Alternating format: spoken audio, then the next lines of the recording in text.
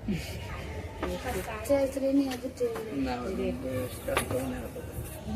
आपका YouTube channel unique maths classes में बहुत बहुत स्वागत है दोस्तों। आज हम करीब 5 दिन के बाद वीडियो बना रहे हैं फिर से, क्योंकि 5 दिन के अंदर हम अपलोड नहीं किए थे। ठीक है तो दोस्त, क्या है? आज हम लोग क्या पढ़ने जा रहे हैं? फ्रिज। क्या पढ़ेंगे बाबू? फ्रिज। हाँ, आज हम लोग पढ़ेंगे फ्रिज। फिजिक्स का फ्रिज में पढ़ेंगे।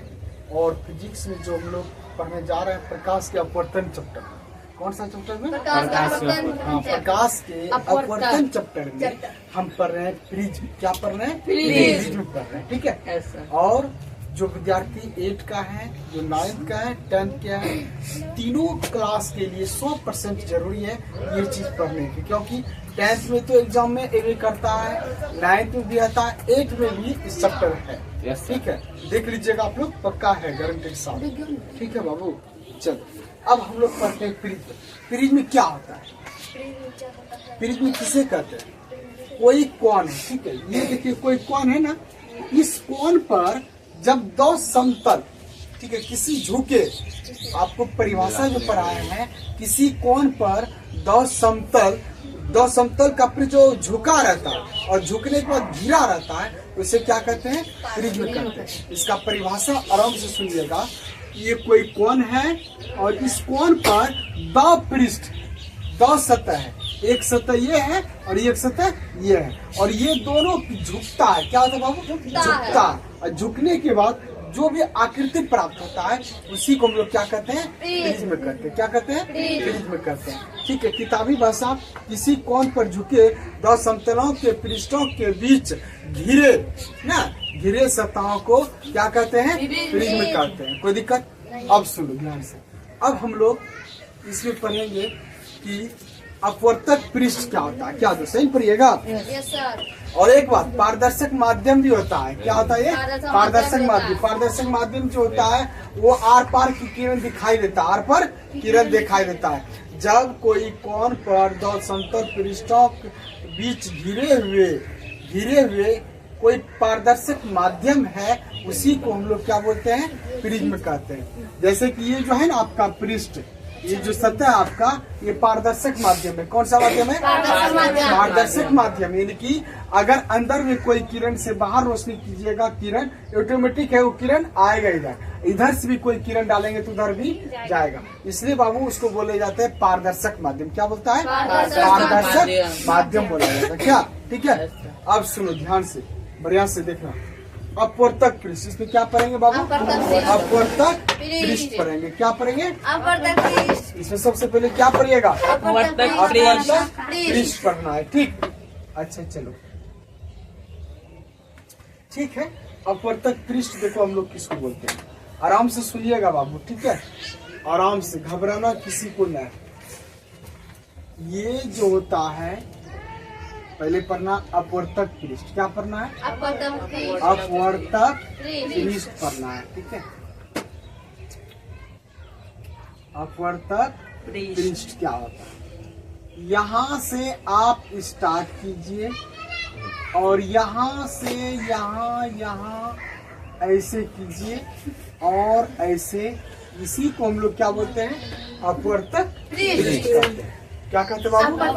तब ना इसको हम लिखा है आपको, ध्यान से, A B डैश और A डैश लिखा है ना? परिभाषा में भी लिखा है आप लोगों को।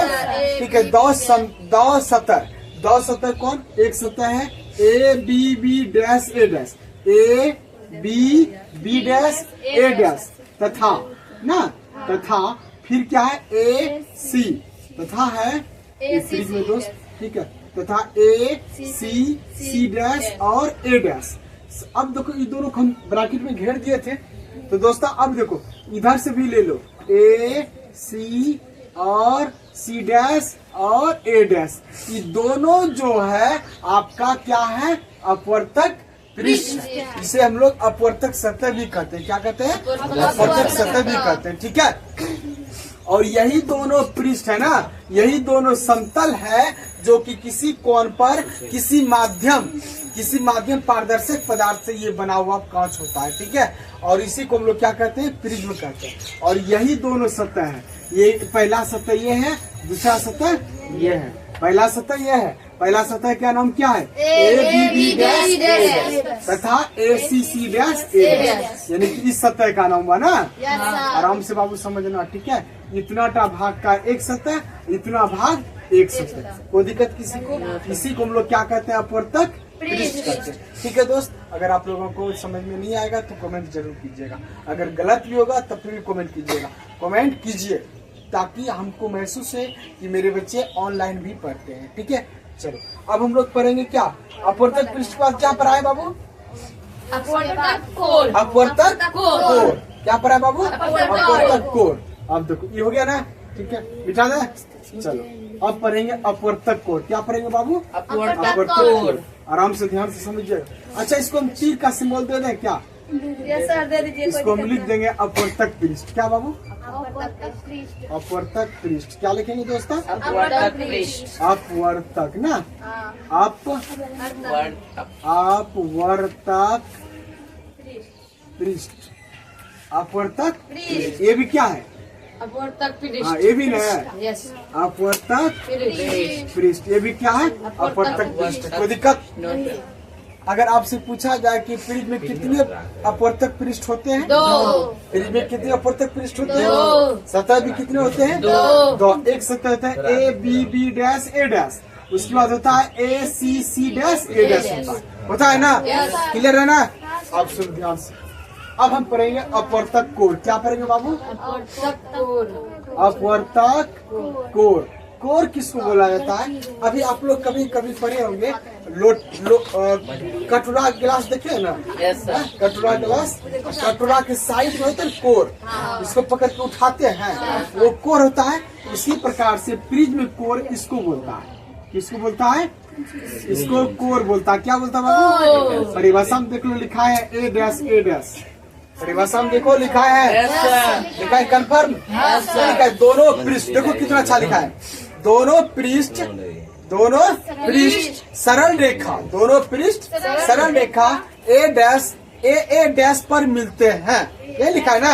अब देखो एक सतह इधर से हुआ, ध्यान से देखो, एक सतह इधर से हुआ, एक सतह इधर से आया, अभी दोनों सतह इसी पे मिला है। जब इसी को मिला है तो यही सरल रेखा को हम लोग क्या कहते हैं, अपवर्तक कोण कहते हैं। ये वाला सरल रेखा को क्या बोलिएगा, अपवर्तक कोण। हाँ A डैश क्या बोलिएगा इसको, हाँ इसको बोलेंगे हम लोग अपवर्तक कोण। क्या बोलेंगे बाबू, अपवर्तक कोण। अपवर्तक कोण। क्या बोलेंगे, अपवर्तक कोण। बीच वाले को जब दोनों सतह को जब मिलाते हैं A डैश सरल रेखा पर, उसी को हम लोग क्या बोलते हैं, अपवर्तक कोण। क्या बोलते हैं, अपवर्तक कोण। ठीक है, अब क्या पढ़िएगा, अपवर्तक कोण, यस ना अपवर्तक कोण पढ़िएगा।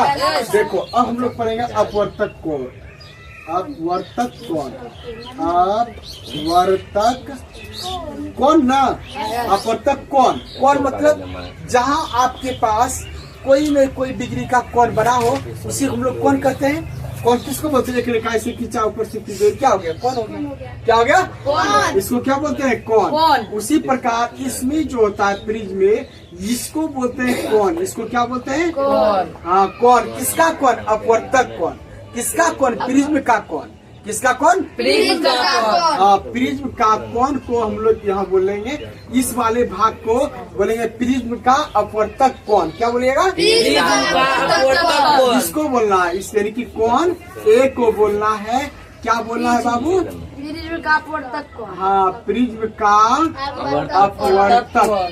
अपवर्तक कोण बोलना है। क्या बोलना बाबू, अपवर्तक कोण बोलना। क्या बोलना है, हाँ कोण A को, अब प्रिज्म का कौन सी है, अपवर्तक कोण। क्या है बाबू, कोई दिक्कत, परिभाषा भी ऐसे लिखा है, कोण A को अपवर्तक कोण कहते हैं। देखो इसी को बोलेंगे कोण A को, इसको कोण बोला जाता है। क्या बोला जाता है, कोण A, क्योंकि यहाँ कुछ न कुछ ऐसे है ना, एंगल है तो ऑटोमेटिक यहाँ कौन है, और इसी को बोलेंगे प्रिज्म का अपवर्तक कोण। कोई दिक्कत किसी को? उसके बाद क्या पढ़ा है? प्रिज्म का आधार। क्या पढ़ा है बाबू? प्रिज्म का आधार। अब देखो प्रिज्म का आधार क्या होता है?